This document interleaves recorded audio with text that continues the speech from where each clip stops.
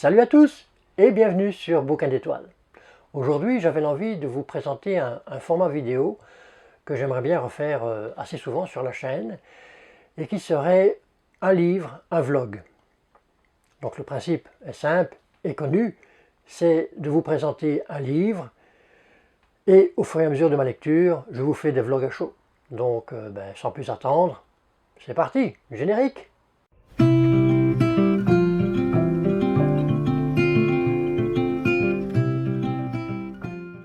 Et donc le livre d'aujourd'hui s'appelle Le Puits de l'Ascension. Donc on va refaire un bref récapitulatif. Le Puits de l'Ascension fait partie d'une première trilogie, Fils des Brumes, donc écrite par Brandon Sanderson. Cette trilogie a été écrite entre 2006 et 2008. S'ensuit, après cette trilogie originelle, une seconde trilogie qui se passe à peu près 300 ans après les premiers événements. Et donc il y aurait une troisième trilogie qui serait en cours pour l'instant et qui se passerait encore un peu plus loin dans le temps. Nous avons tout d'abord la première trilogie, le premier tome, l'Empire ultime. Donc de quoi ça parle en gros? On est dans un monde imaginaire où il y a deux sortes de gens, les riches, les nobles, qui ont le pouvoir, la puissance, et puis il y a les ska, comme on appelle, qui sont des esclaves, qui sont leurs esclaves, qui n'ont aucun droit. Et là, il y a un groupe de personnages qui veulent renverser donc, le pouvoir en place. Bon, ça c'est en gros le second tome dont je vais vous parler maintenant, Le Puits de l'Ascension en vlog à chaud. Mais juste avant, j'ai tué la banane? Allez, on se retrouve dans quelques minutes.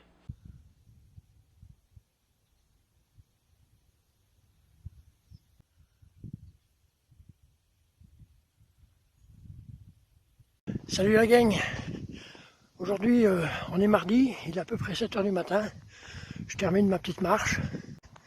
Voilà, le soleil revient. Regardez comme c'est beau. C'est magnifique. Voilà, donc aujourd'hui, nous partons dans les Laurentides. Et donc, on n'aura pas trop le temps de lire pour l'instant Brandon Sanderson, Le Puits de l'Ascension. Et puis c'est ça, donc à la prochaine. On se retrouve, on est mercredi, il est à peu près 14h30. Ce matin on est revenu des Laurentides. En fin de matinée j'ai travaillé un peu, puis là je me suis dit bon on va aller un peu dans la pergola et on va lire à son aise. Comme de fait, je suis en train de lire à mon aise. J'ai le syndrome du nez qui pique.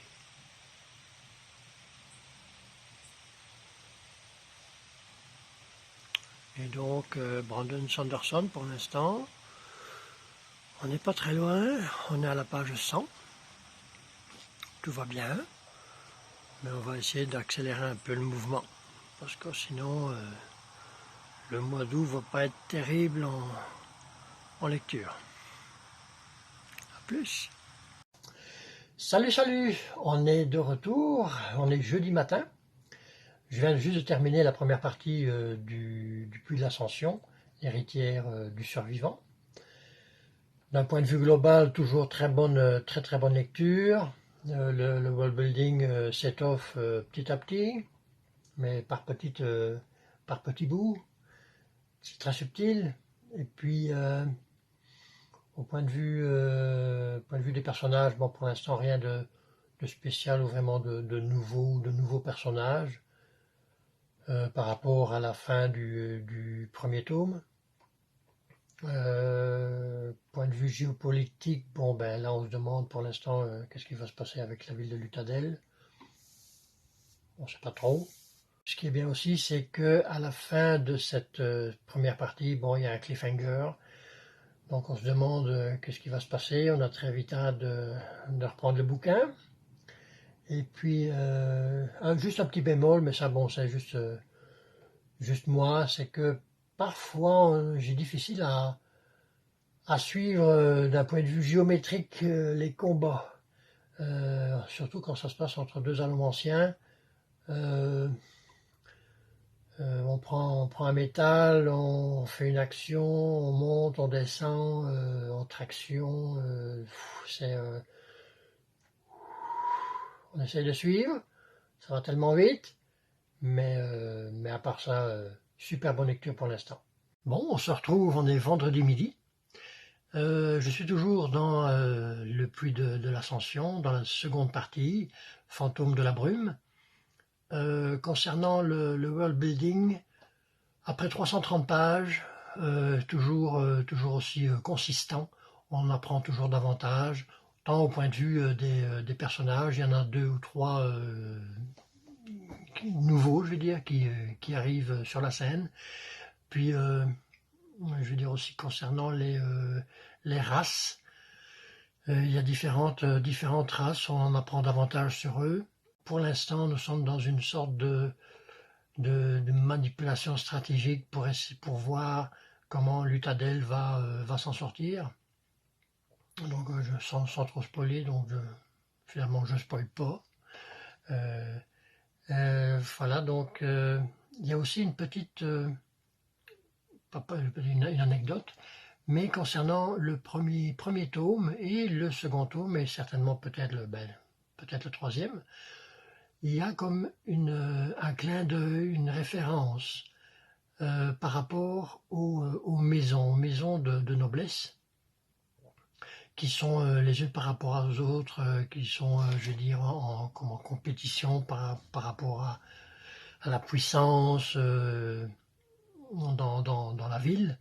Ça me fait penser, je ne sais pas si vous avez lu Drizzt Do'Urden, L'Elfe Noir, mais ça fait penser à la ville où il habitait, là, une ville souterraine, Menzoberranzan, si mes souvenirs sont bons. Et là aussi, il y avait une dizaine, 9 ou 10 familles différentes qui se battaient pour le pouvoir. Donc on retrouve comme un clin d'œil en fait aux royaumes oubliés. Je trouve ça bien. On est dimanche matin. Hier, j'ai pas trop lu samedi parce que bon, il y avait plein de choses à faire. Et puis là, je suis rendu à la page 462. Je viens de terminer la seconde partie du Puits de l'Ascension. Là, on va commencer la troisième qui s'intitule Le Roi. Impression à chaud de cette deuxième partie. Beaucoup de stratégie, beaucoup de manipulation, vérité, mensonge. On essaie de manipuler le camp adverse. Et puis, bon, pour rien gâcher, il y a de nouveau un cliffhanger à la fin de cet épisode. Donc, let's go, on va voir la suite.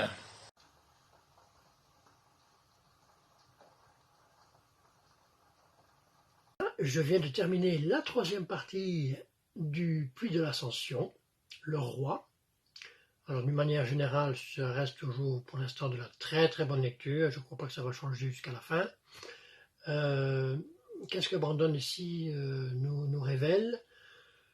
Il nous donne certains aspects, enfin j'ai relevé ça, il nous donne certains aspects de certaines communautés, de certaines races qui sont dans le livre.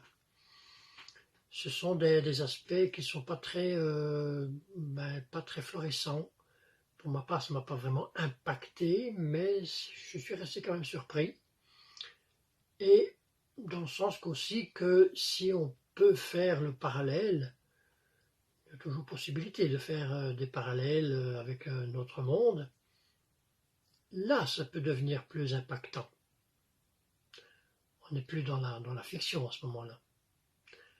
Mais bon, je ne spoile rien, je laisse le lecteur lire à son aise. Cette troisième partie, il y a toujours des revirements de situation. Pour ne pas changer avec la partie 1 et la partie 2, eh bien la partie 3, il y a encore un cliffhanger.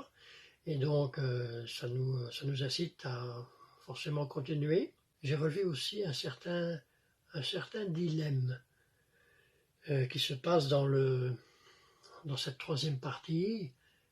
Est-ce qu'il vaut mieux connaître une théorie et toutes ses possibilités et n'en connaître en rien la pratique, ou bien est-ce mieux de connaître la pratique sans en avoir toutes les possibilités?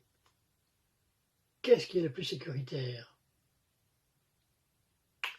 Aussi, avec Brandon Sanderson, ce que j'aime bien dans Les Fils des Brumes, dans le premier tome, mais forcément ici dans le Puits de l'Ascension, c'est que Brandon Sanderson ne nous envahit pas de personnages à plus en savoir qu'en faire.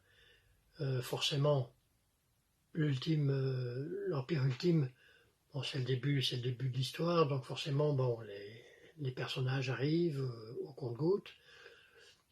Mais je veux dire, dans le Puits de l'Ascension, depuis le départ du bouquin, donc là je suis à la 650e page, il n'y a pas, je crois, 10 personnages en plus que l'on suit assez régulièrement. Donc pour moi, ça c'est un plus. Voilà, je viens de terminer la 4e partie, Couteau. Qu'est-ce qu'on peut en dire à chaud? On a une idée plus que certaine de qui est le héros des siècles. Et donc ça c'est le titre déjà du 3e volume des Fils des Brumes. On a une franchouillarde idée de qui c'est. Ce qu'il y a aussi dans ce 4e volume, enfin dans ce 4e volume, dans cette 4e partie, c'est on met l'accent un peu sur le désespoir, la fatalité, le destin, mais qui dit désespoir dit espoir, donc il y a toujours une grandeur d'âme face à cette adversité, face à l'ennemi. Et donc ça fait vraiment, je trouve, un bouquin fantasy épique. Dans cette 4e partie aussi, on découvre, on le savait déjà, mais un peu plus de romance, sans qu'elle tienne vraiment le haut du pavé non plus. Mais on s'y accorde un peu plus. La partie représente la bataille épique, la bataille finale. Bon, peut-être pas la bataille finale de la trilogie, mais la bataille finale dans le Puits de l'Ascension. On y est, on est dans la bataille. C'est une écriture, Brandon Sanderson écrit de façon... il n'y a rien de surjoué, c'est une écriture naturelle, il n'y a pas besoin de se forcer, on se dit non, pas encore, non, mais oui, mais non, mais oui.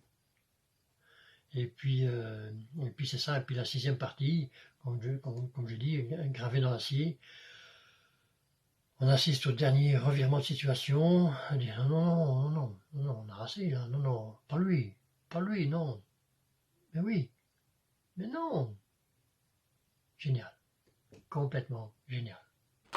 Eh oui, que dire encore en conclusion de ce Puits de l'Ascension? Et d'ailleurs, bon, depuis le début de la trilogie avec l'Empire Ultime, c'est que pour moi, il y a 3 piliers en fait qui font que c'est une œuvre, moi je dis magistrale. Il y a le pilier du world building qui est hyper complet, non pas hyper compliqué, mais hyper complet. La magie, qui est innovatrice, cette magie est d'un renouveau total. Et puis hyper bien amené, dans le sens que, bon, jamais je n'ai vu une telle magie dans la fantaisie, et puis qui est amenée par petits bouts. On ne doit pas ingurgiter de la magie pour de la magie. Ça se fait tout simplement, dans le moindre détail. Et puis, au final, c'est tout simplement la plume de Brandon Sanderson, qui est totalement géniale. C'est un bouquin qui fait plus de 1000 pages. D'ailleurs, en général, ces bouquins font à peu près 1000 pages. Et où l'écriture est tellement fluide, limpide. On rentre dans l'histoire, on on est avec les personnages. Voilà. Voilà, cette première vidéo, un livre, un vlog, va se terminer ici. J'espère qu'elle aura donné envie à ceux qui ne connaissent pas encore Brandon Sanderson, mais de se plonger dans cette première trilogie. Et puis, on se dit à la fois prochaine. Bye.